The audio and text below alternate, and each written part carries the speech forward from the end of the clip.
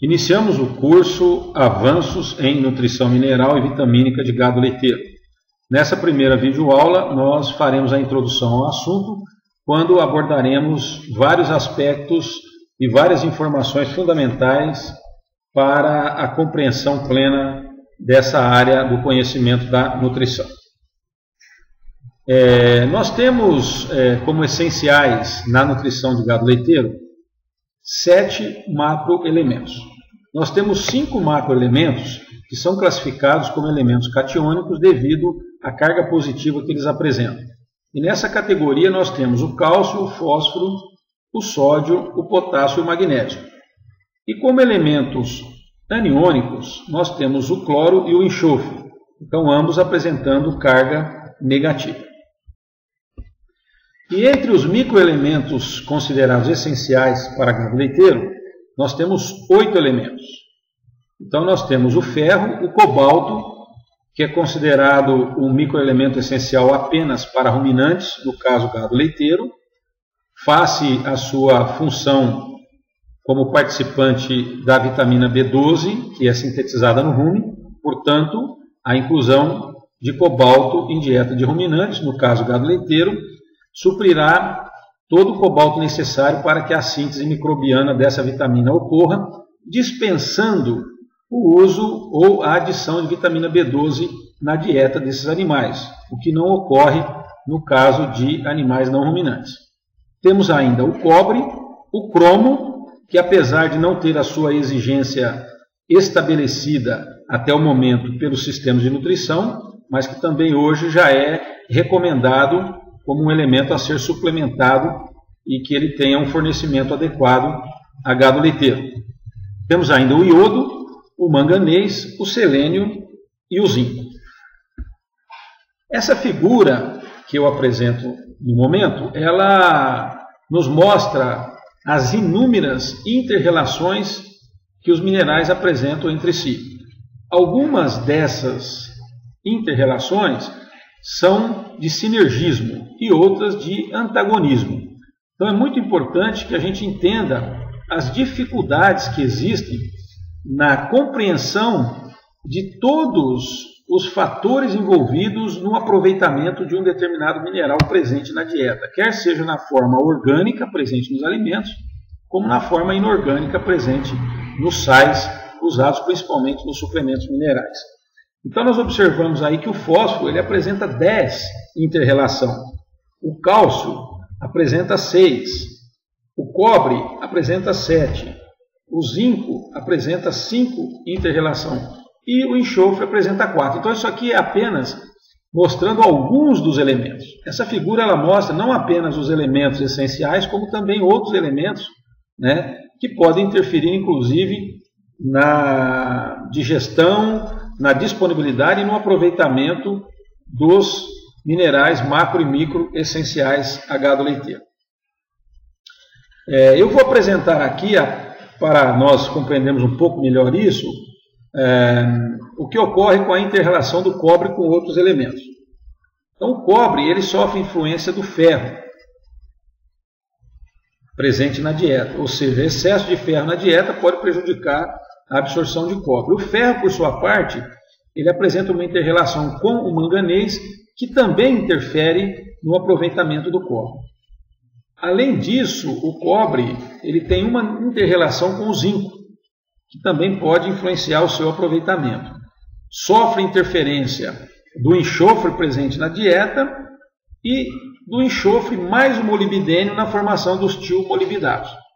Então aqui nós apresentamos um exemplo de um microelemento que pode até estar sendo fornecido ao gado leiteiro para atender a exigência, mas que devido a inter-relações com outros elementos presentes na dieta, poderá ter prejudicada a sua digestão, absorção e utilização pelos animais. Então é muito importante que a gente tenha um conhecimento completo da composição mineral da dieta que o animal recebe. E aqui eu estou apresentando alguns efeitos sistêmicos atribuídos aí à presença dos tiomolibidatos na luz do trato digestório e a sua posterior absorção sobre o metabolismo do cobre. Então, de que forma que os tiomolibidatos prejudicam a utilização do cobre? Eles aumentam a excreção biliar de cobre dos estoques hepáticos, porque o cobre ele está sempre presente no fígado, que é o local de armazenamento para que o organismo mobilize e utilize.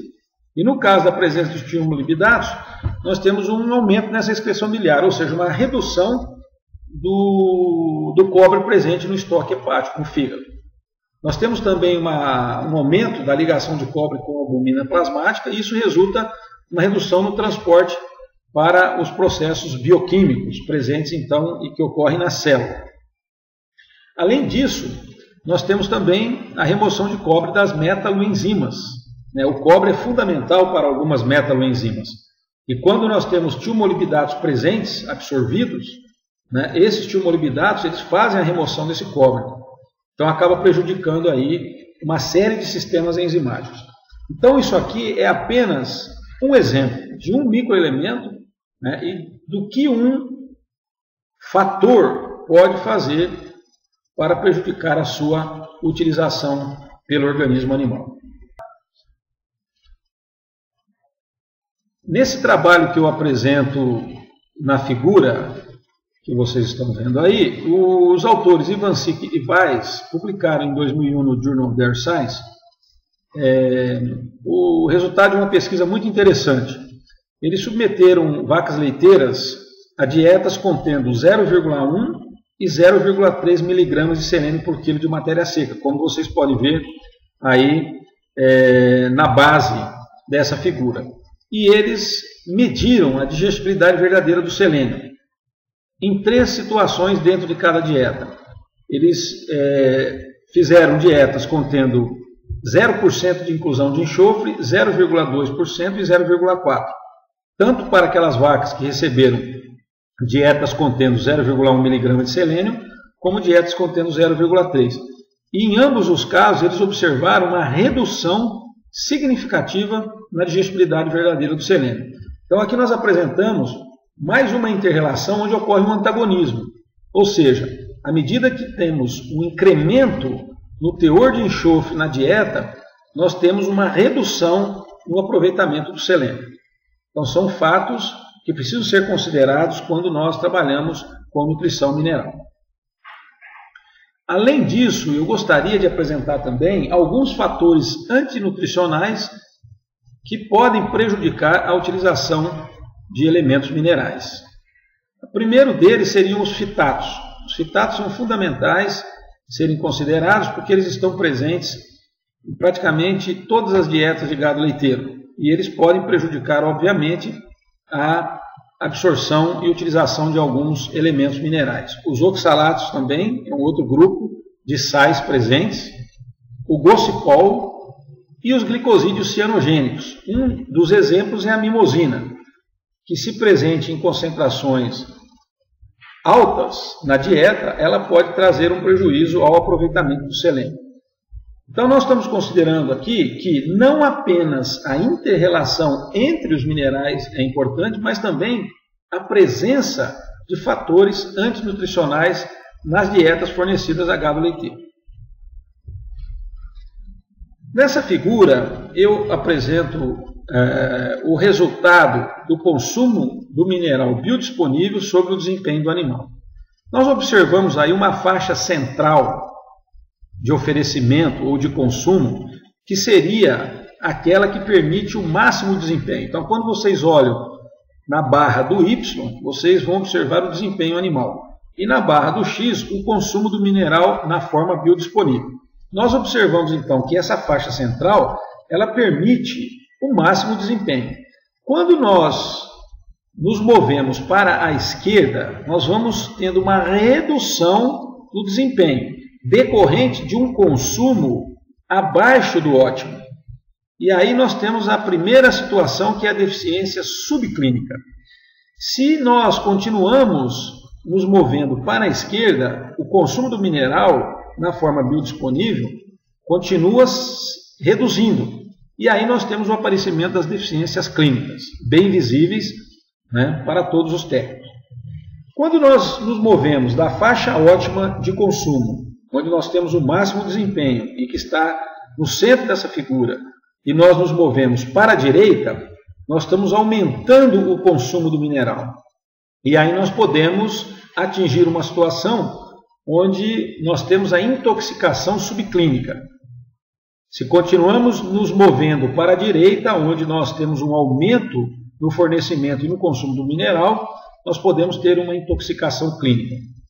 Então é muito importante nós entendermos que não apenas o fornecimento e o consumo subótimo prejudica, mas também o fornecimento e o consumo acima do ótimo pode trazer prejuízo ao desempenho animal. É por isso que é importante o estabelecimento das exigências e o atendimento das exigências em cima desses valores estimados. Nós não devemos fornecer aquém e nem além dessas recomendações que normalmente nós encontramos nos sistemas de nutrição, mesmo que nós ainda tenhamos que fazer muitas pesquisas para chegarmos à informação mais precisa. Por quê? Porque os sistemas de nutrição, eles já trazem resultados de inúmeras pesquisas realizadas e que atendem, pelo menos até o momento, aquilo que nós precisamos com relação às informações para o atendimento da demanda dos animais. É importante nós entendermos que quando nós nos dirigimos para a esquerda naquele primeiro gráfico, nós vamos chegar inicialmente à deficiência subclínica, que é o que eu estou mostrando nessa figura. A deficiência subclínica, ela leva primeiro a uma redução na imunidade, como vocês podem ver no topo da figura. Subsequentemente, nós começamos a ter prejuízo no crescimento e na fertilidade dos animais. E quando o consumo ele não atende o mínimo necessário, nós começamos a ter as deficiências clínicas e os sinais clínicos aparecem. E aí nós temos inúmeros deles em gado leiteiro, né?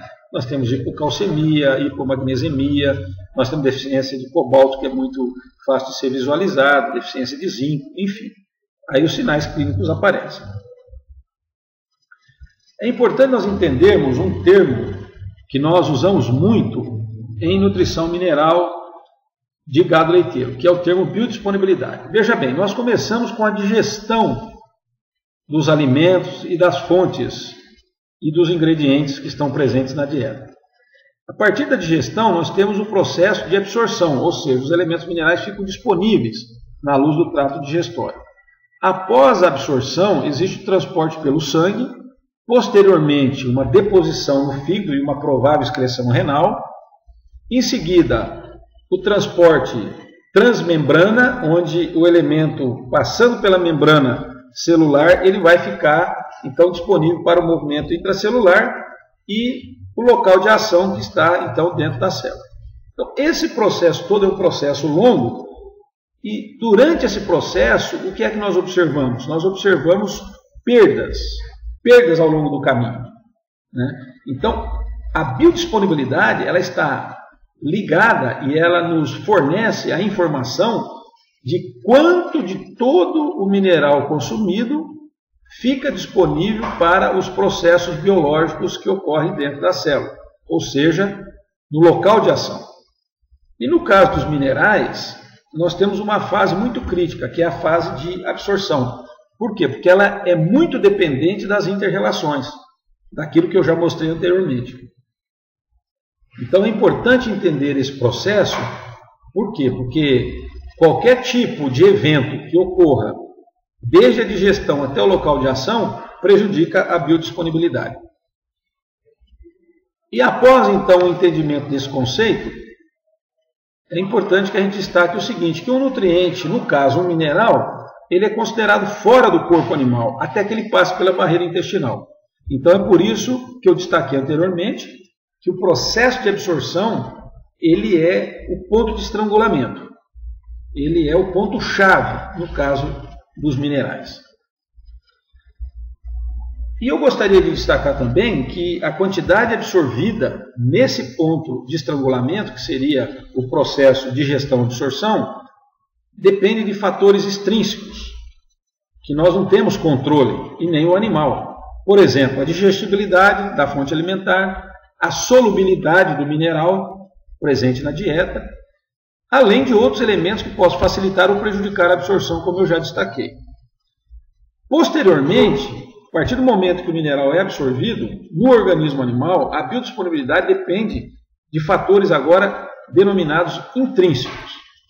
E dentre esses fatores, nós temos a idade do animal, o estado de saúde, o estado nutricional, o estado fisiológico, se é um animal em lactação, em crescimento, em gestação, a predisposição genética, o gênero, se é macho, fêmea, e a espécie. Então, vocês vejam quantos fatores, tanto extrínsecos como intrínsecos, estão envolvidos e estão influenciando a plena utilização de uma fonte mineral. E para que a gente tenha uma ideia, a princípio, bastante simples, aqui o valor biológico relativo às fontes de fósforo para ruminantes. Então nós observamos, por exemplo, que temos vários fosfatos sendo apresentados nessa tabela, que o fosfato bicálcico ele seria considerado a fonte padrão e daríamos a ele um valor de 100%, e posteriormente os outros fosfatos que apresentam uma disponibilidade biológica ou um valor biológico relativo superior, no caso fosfato de magnésio, de cálcio, magnésio e sódio, e os fosfatos que apresentam um valor biológico abaixo do fosfato bicálcico, e aí o monocálcico, o monossódico, o monobicálcico, o diamônio e o monocálcico. Então esses dados apresentados por Kemi e colaboradores em 2002 mostram claramente que é importante a gente entender isso. Por quê? Porque dependendo da fonte que nós estamos utilizando, nós poderemos ter um maior ou um menor aproveitamento pelo animal. Nós encerramos então essa primeira aula, essa aula introdutória, onde nós apresentamos alguns aspectos que consideram fatores importantes e definições importantes relacionadas à nutrição mineral de gado leiteiro.